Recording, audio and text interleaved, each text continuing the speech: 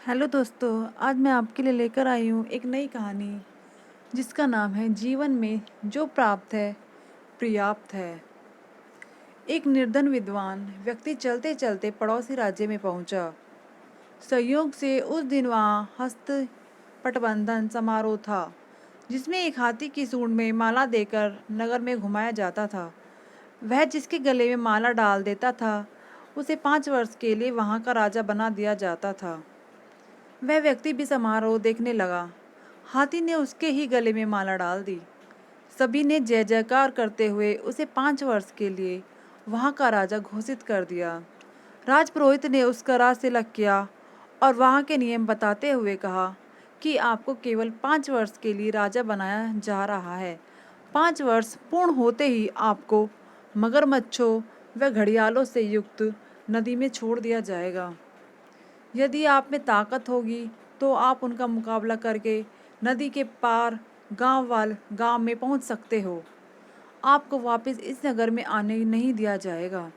वह निर्धन विद्वान व्यक्ति तो सिहार गया, पर उसने सोचा कि अभी तो 5 वर्ष का समय है, कोई उपाय तो निकल ही जाएगा।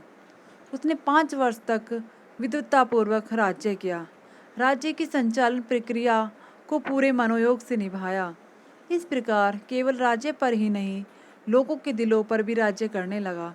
जनता ने ऐसा प्रजात्सल राजा कभी नहीं देखा था। 5 वर्ष पूर्ण हुए। नियम अनुसार राजा को फिर से हाथी पर बैठाकर जुलूस निकाला गया। लोगों की आंखों से आंसुओं की झड़ी लग गई। नदी के तट पर पहुंचकर राजा हाथी से उतरा। राजपुरोहित ने कहा कि अब आप नदी पार करके दूसरी ओर जा सकते हैं।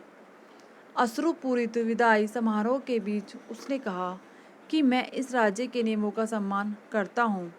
अब आप मुझे आज्ञा दें और हो सके तो इस निर्मम नियम में बदलाव करने के बारे में सोच विचार करें। जैसे ही राजा ने नदी की ओर कदम बढ़ाए, लोगों ने अपनी सजल आंखों को ऊपर उठाया। लेकिन जानते हो वहाँ ऐसा क्या था जिसे देखकर वे खुशी से नाचने लगे। उस नदी पर इस पार से उस पार तक राजा के द्वारा बनाया गया एक पुल था, जिस पर राजा शांत भाव से चला जा रहा था। नदी के उस पार वाले सुंदर से गांव की ओर। क्या ऐसा ही कुछ हमारे साथ भी घटित नहीं हो रहा? हमें भी कुछ समय के लिए श्वासों की सम्मति देकर इस अमूल्य जीवन की बागडोर सौंपी गई है। समय पूरा होते ही हमें यह राज्य छोड़कर भवसागर के उस पार वाले लोक में जाना है, जहाँ से हमें फिर से इस राज्य में आने की आज्ञा नहीं है। यदि हमने अपने परलोक के पुरुषार्थ का पुल नहीं बनाया तो हम मगरमच्छों व घड़ियालों से युक्त विकट परिस्थिति वाले नरकों में डाल दिए जाएंगे और उनका ग्रास बन जाएंगे।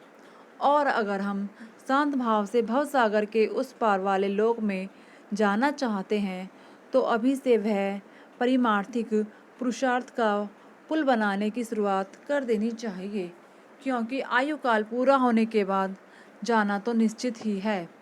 सदैव प्रसन्न रहिए। जीवन में जो प्राप्त है पर्याप्त है।